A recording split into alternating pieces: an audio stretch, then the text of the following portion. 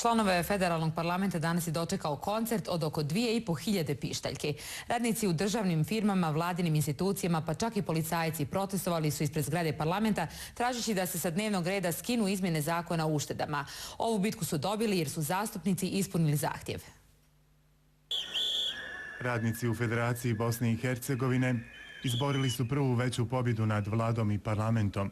Zahvaljujući pritisku koji je izražen u obliku prosvjeda na kojima se okupilo oko 2.500 obespravljenih radnika, parlament je s dnevnog reda skinuo prijedlog izmjena zakona o uštedama i uputio ih je u raspravu na ekonomsko-socijalno vijeće.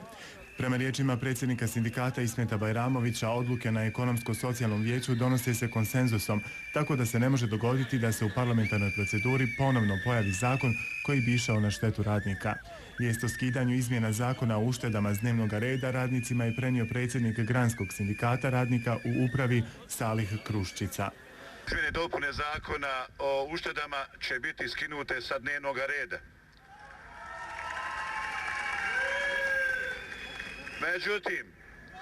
Međutim, dok ne dobijemo pismeni zaključak parlamenta u kojem će da stoji da ćemo na ekonomsko-socijalnom vijeću zakon proći, da mora sa nama biti socijalni dijalog, nećemo se razilaziti.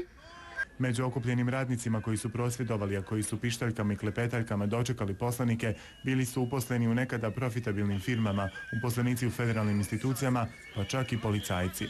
Mi pokušavamo, ali ja mislim da neće. Izbori će pokazati, međutim ovo ljeto će biti vruće, mislim, sigurno da mora negdje da se presjeće. Jednog dana doći i taj dan, ako Bog da. Ovakvo stanje kako se ponašaju do sada očigledno nije spram zdrave pameti. Prosvjedi radnika trajali su oko 2 sata. S ovoga skupa upućena je i poruka vladi i parlamentu da ne pokušavaju izigrati radnike, jer će ih sljedeći put biti nekoliko desetina tisuća.